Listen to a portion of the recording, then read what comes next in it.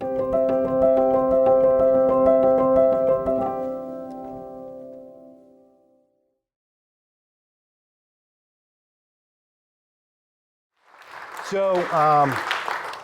I will give you my intro here in a bit. There's not much to it, but the first thing I'd like to do is show you a video and to, as Rob said, to emotionally disarm you. And I'd like to tell you about this video. Well, I'll hold that till it's done.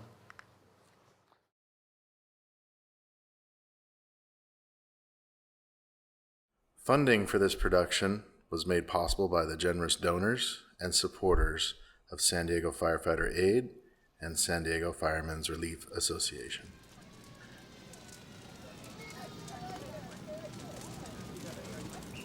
It takes everything that you had set in stone, you thought before, and brings it to question. Your choices in life, it impacts everyone around you in such a deep manner that you've never felt before. And if you're lucky, it's life-changing.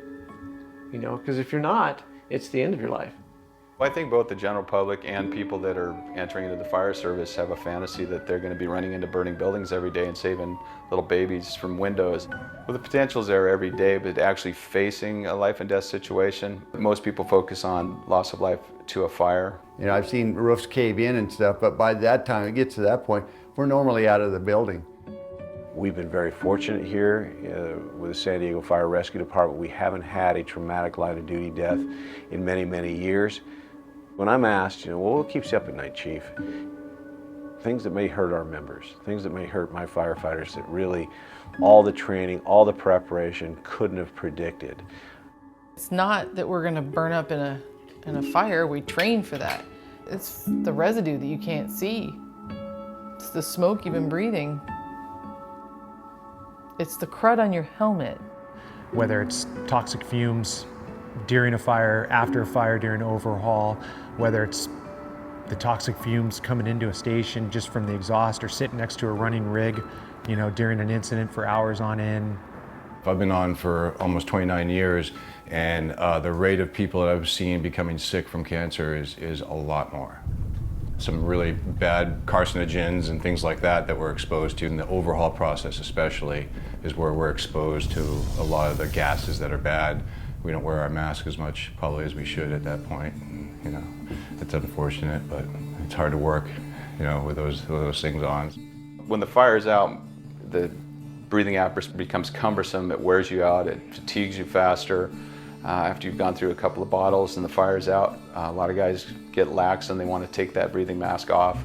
Think of how heavy it is when you're going through chemo and trying to pick up your 6 or 8-year-old or 10-year-old at the time and pick them up and go, I don't have it, I can't hold you. It's laziness, and it's a sense of we think that we're immortal. Because the tradition before us was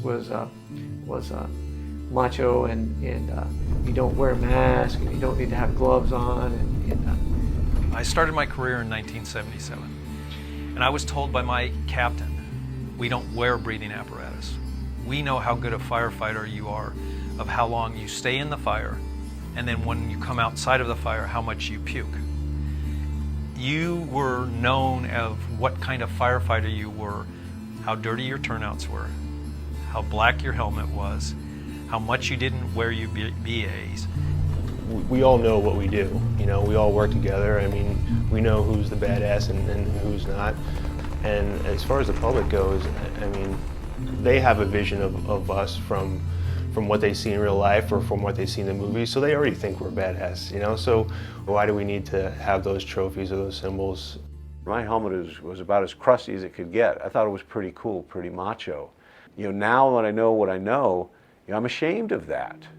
I've got a clean bill of health now, but I wonder, you know, what are the long-term effects of that?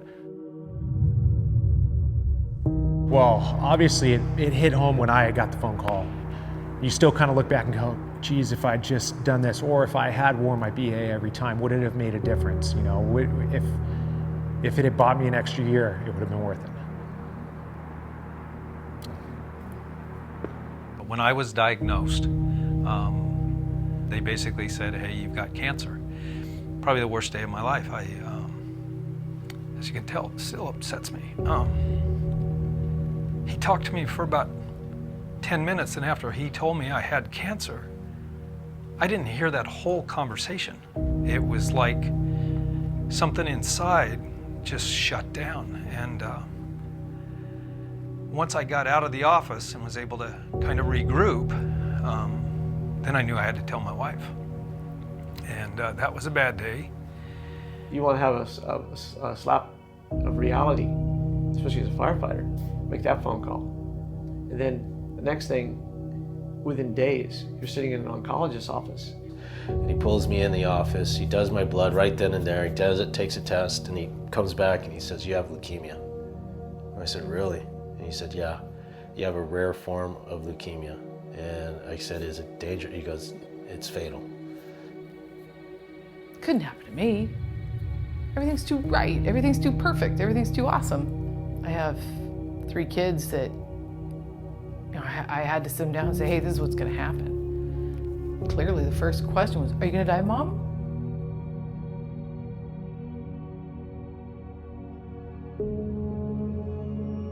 When I was going through chemotherapy, there was a time when I thought, you know, I'm just gonna get through this, I'm strong, I'm tough, I'll get through this, I'll go back to work. You know, I look back now and I think, you know, I don't know if this were to happen to me again, I don't know if I could do it again. I consider myself a pretty tough person. They went in and they took my prostate out and they cured the cancer, but there's still a lot of lingering side effects that are going to be with me for the rest of my life. So it didn't just go away. A lot of the people I've spoken with who have cancer, there is some sense of remorse, regret, or guilt for maybe not doing everything that they could have, or maybe not being educated and even knowing what they should have done. In my position within the Relief Association, I've seen it from diagnosis to graveside funeral. And it doesn't just happen to old guys. It's only natural for them to want to do what they can to help someone else to not have to go through what it is that they're going through right now. And I don't know how to make people see it. It's alarming. The numbers don't lie. The percentages, you know, the people that gather, you know, the information, and they're telling us that the percentages of firefighters dying from cancer are significantly higher than the population. That's alarming. I don't know any of those people personally, so it's just a number in the back of your head, but when that hits home, that it's here, and there's a big number of your own coworkers that are diagnosed, I think that's changing the whole attitude. We're seeing members, active members, friends of ours, family members of ours, you know, suffering. You know, let's do something about it. I think the technology is getting better, the awareness is out there, and I think hopefully it goes in the right direction. My single hope is that through this project, people will go, you know what?